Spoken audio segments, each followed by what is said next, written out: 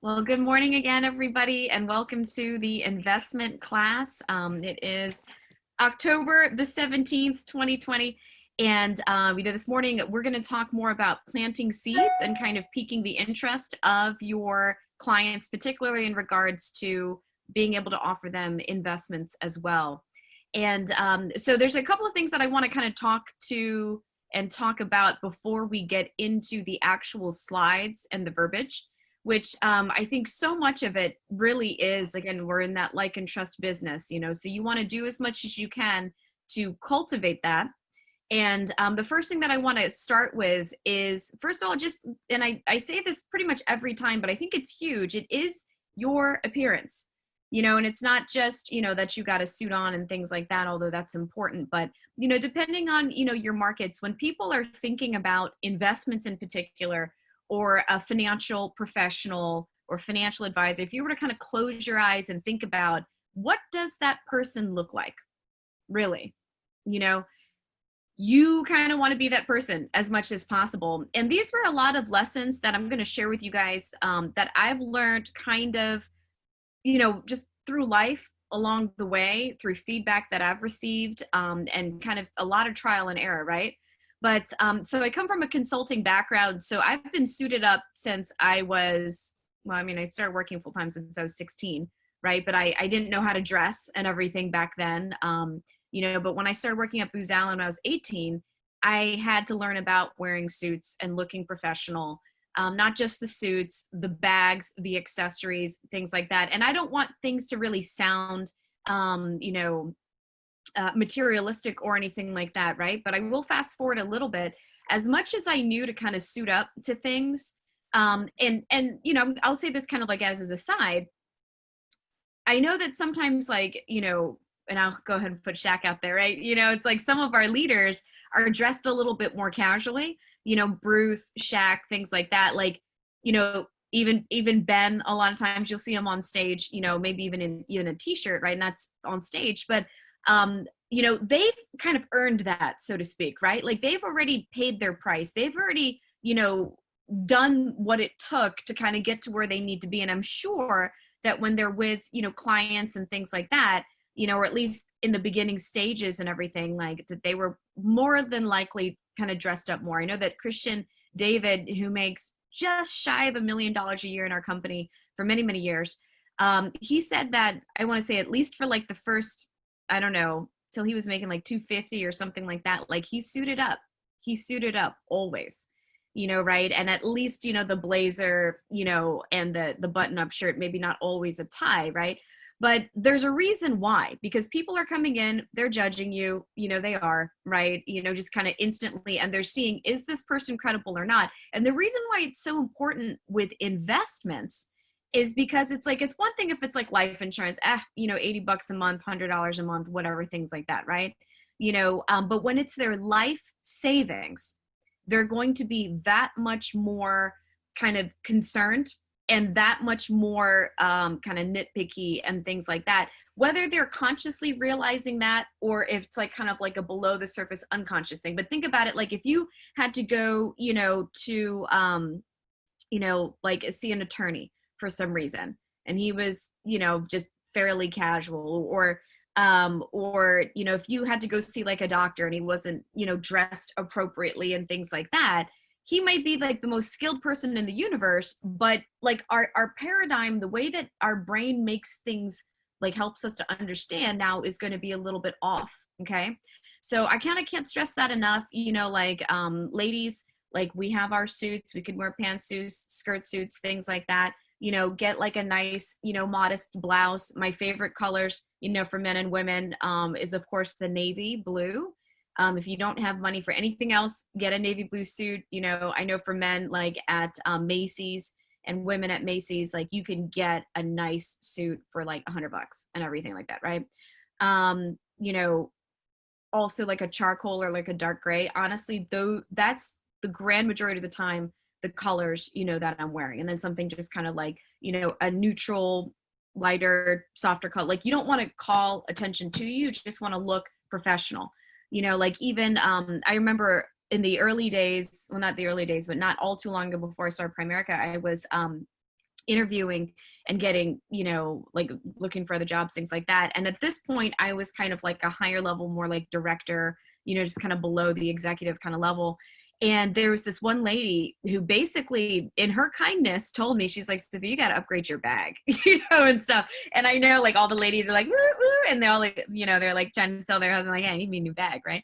You know, but it's true, because like at a certain level with a certain, you know, market and things like that, they're kind of expecting things to be a certain way. And I remember when I was really, I think it was like a brand new RVP, and I was just learning how to network and all these things like that, you know, and, you know, and not to say, again, like, I'm not saying go out, run out, go do these things, get in debt, whatever, right? But I'm just saying, like, do your best. There's lots of great consignment shops, this, that, whatever, you know. But I went, you know, to this networking event, and this person who was, you know, very professional, has done lots of networking, kind of was trying to help me out also, was like, look, you kind of have to step up your game a little bit, you know, and stuff like that, even where I was at with those things, right?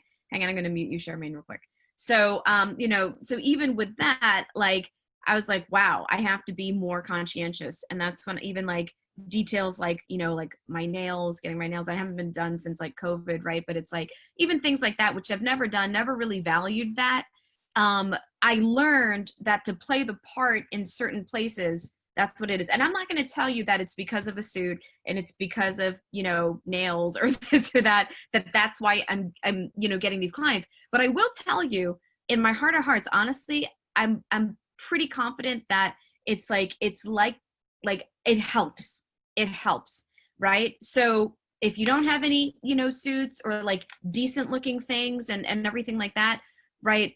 Go and consignment shop or whatever it is. You don't need a lot of them, even if it's just like the one suit for the initial meeting and you kind of remember what you're wearing, and the next suit for the, you know, subsequent meeting, whatever else. Just trust me, that's going to be worth it. Okay. And that level of confidence, good grooming, all of that kind of stuff. Right. So just Google financial advisor images or whatever, look at what they look like, try to look like those people, particularly if you're going to try to do networking and things like that. Okay. Anyway, so, but that is important. I wanted to kind of talk about that. Right. So anyway, so when we're planting seeds, okay, so much of it is not just kind of like how you present yourself, which is very important, right? Dominic, you look great, man. You look great. Look at that. Dominic is to a T. He's got that perfect light blue button up, don't need the tie. And then he's got the navy, nice suit. Dominic, virtual high five. That's just fantastic. I was literally just talking about the importance of kind of like appearance and things like that. And there you go, man. So, so anyways, you know, so some of it is kind of the way we present, but a lot of it really is kind of like the words that we use and of course how we use them and stuff as well.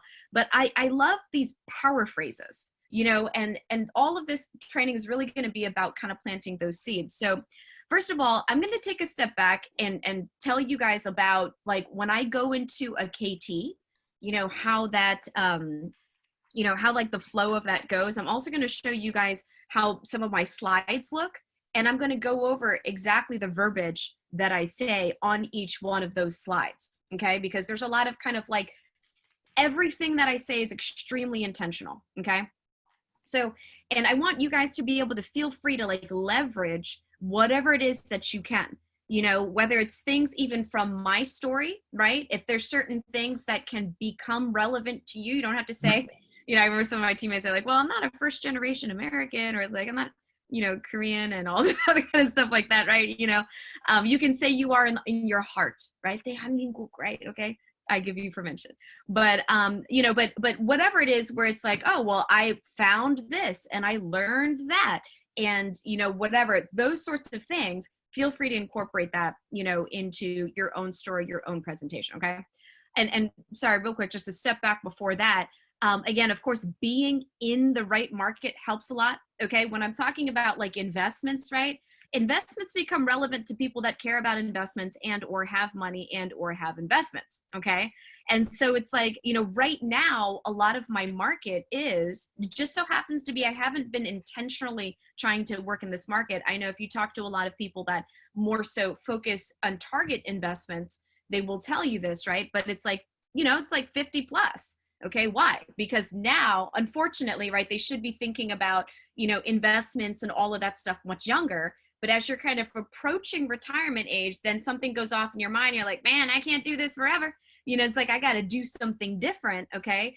I have to make sure that I'm going to be in a good spot so that I never run out of money. Okay.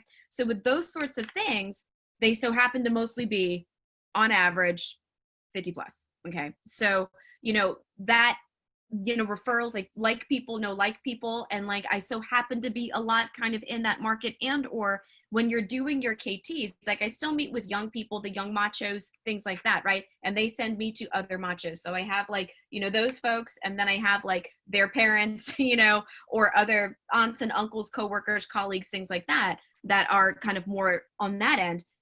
Don't say no to that. You know, I know that like a lot of like, oh, it's macho, macho, macho, macho, macho. But even when you're sitting with your, you know, recruits and developing their training lists and things like that, go see everybody. You know, like don't be afraid of that either, because hey, they need help too. You know, just because they might be beyond the need for life insurance or whatever else, right?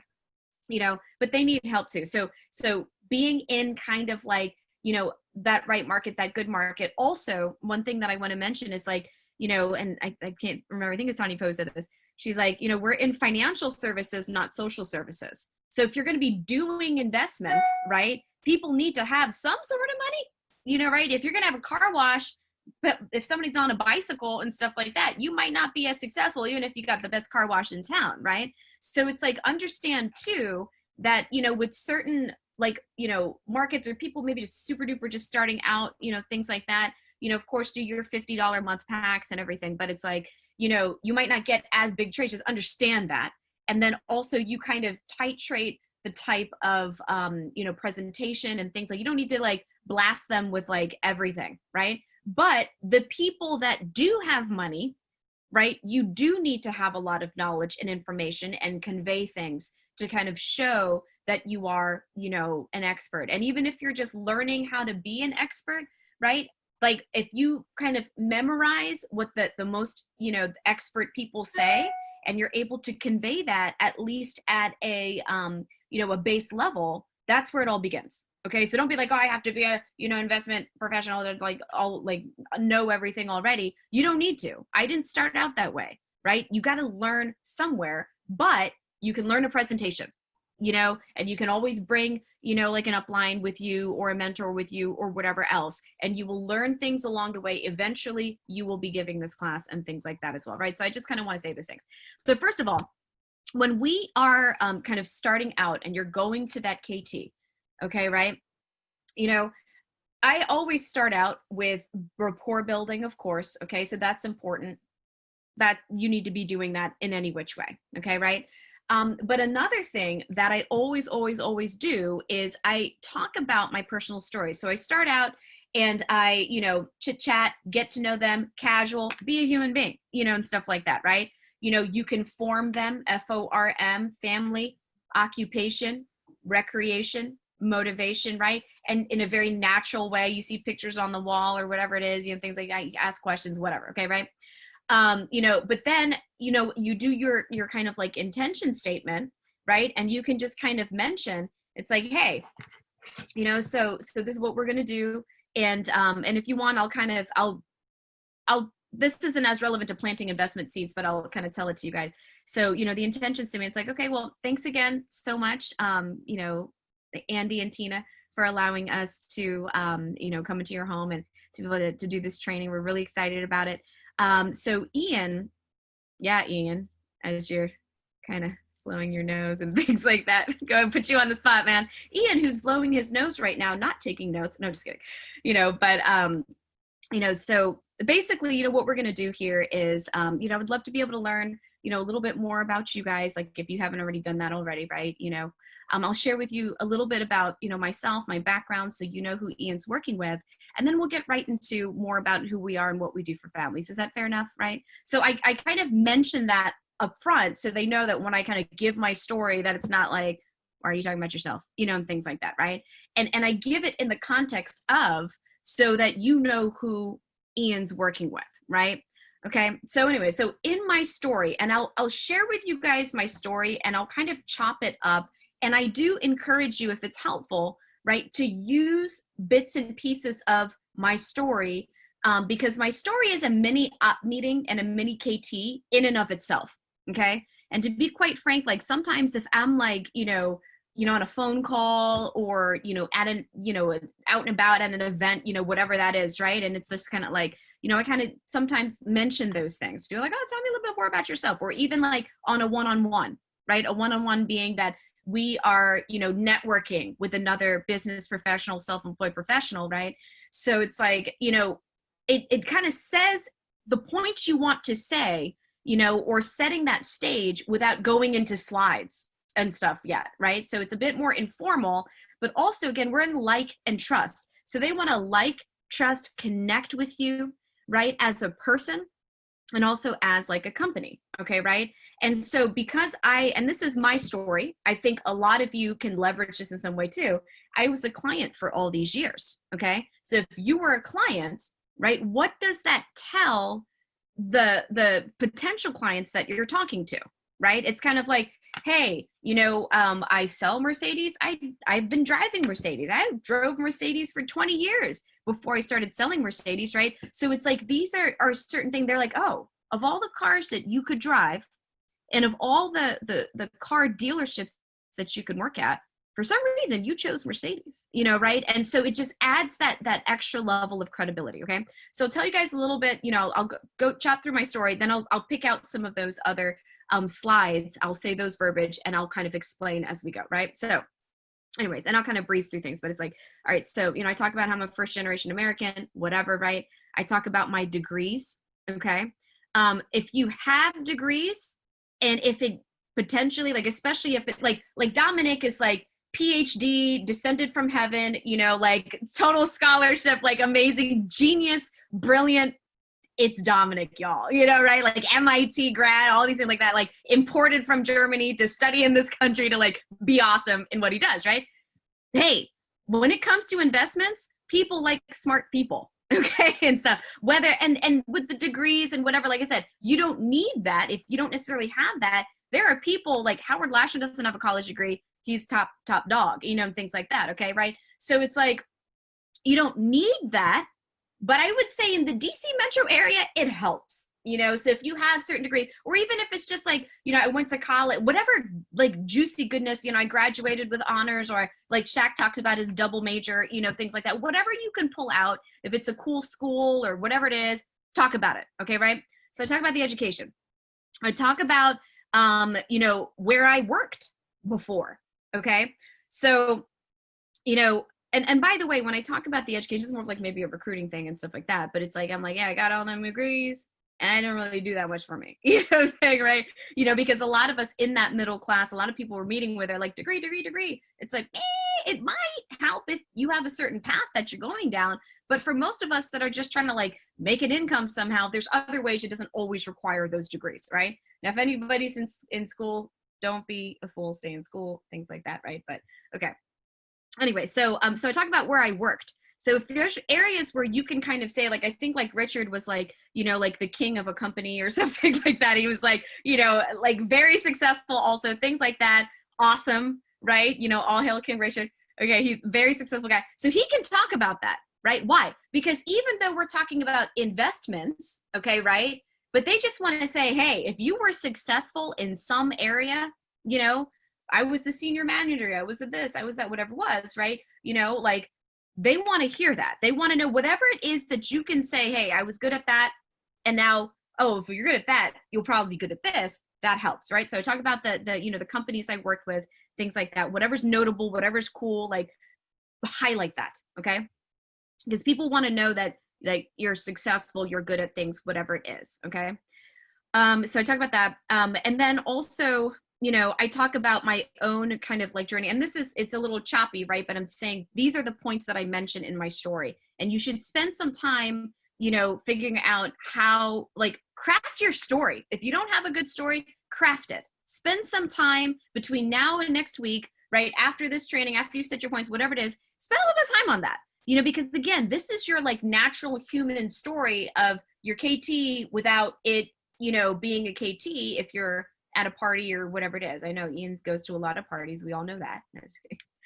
So anyways, ain't no party like a I don't even know what kind of party. I don't know. Ian Smith party. I don't know. So anyways, Richard knows about that, you know. So anyway, so it's like, so then, we talk about, so where you were working. I talk about how I was a client, for all these years.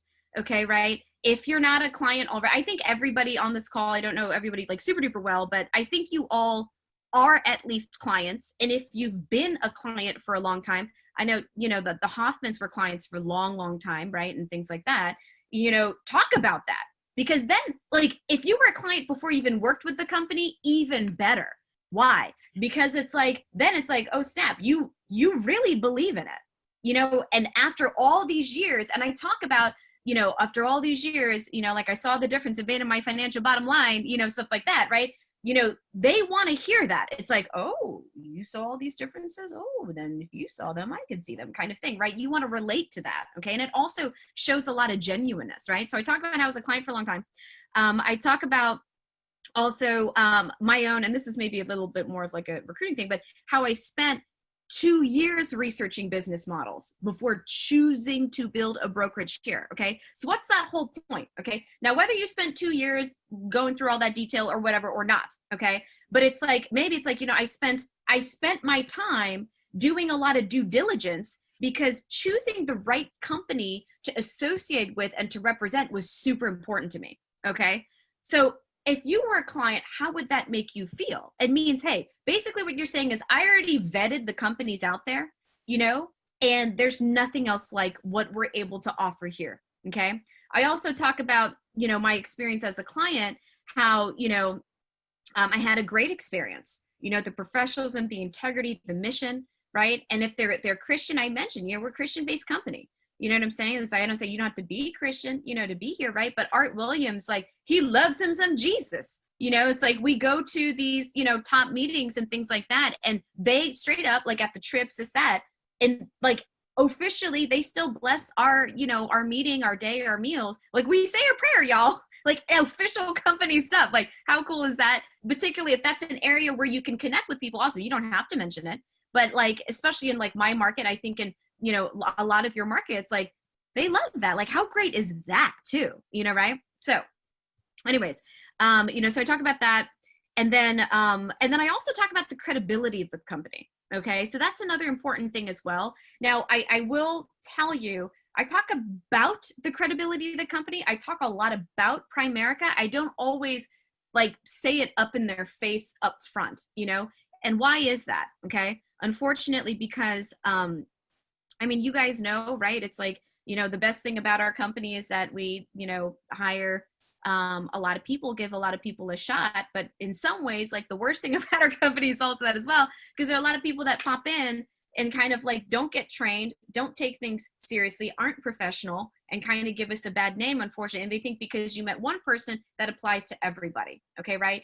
Now, and not to say I don't say it, but that doesn't come up, things like that. I'm just not front and center with it. I talk about everything about our great company and what we offer and all these things that set us apart, right? But it's not necessarily like we are Primerica, stuff like that. Okay.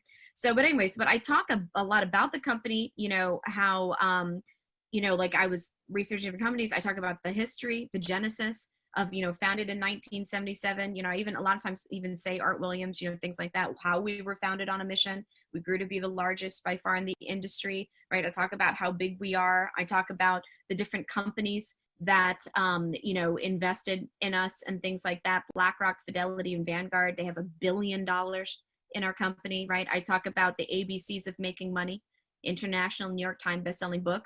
Talks about the 15 criteria that make the ideal, the perfect business model of all the thousands of companies their third-party research looked at. There's one in the entire world that's all 15 criteria. Guess what company? And I also talk about Morningstar.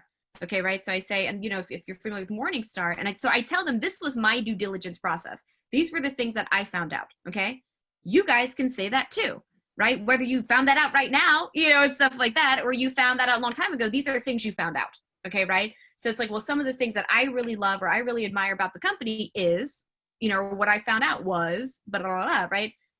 That 3 of the largest investment companies in the world have over $1 billion in our company, right? The ABCs of making money. That's kind of cool. right? And then the Morningstar. So it's like, if you're familiar with Morningstar, that's the investment software that every investment professional uses.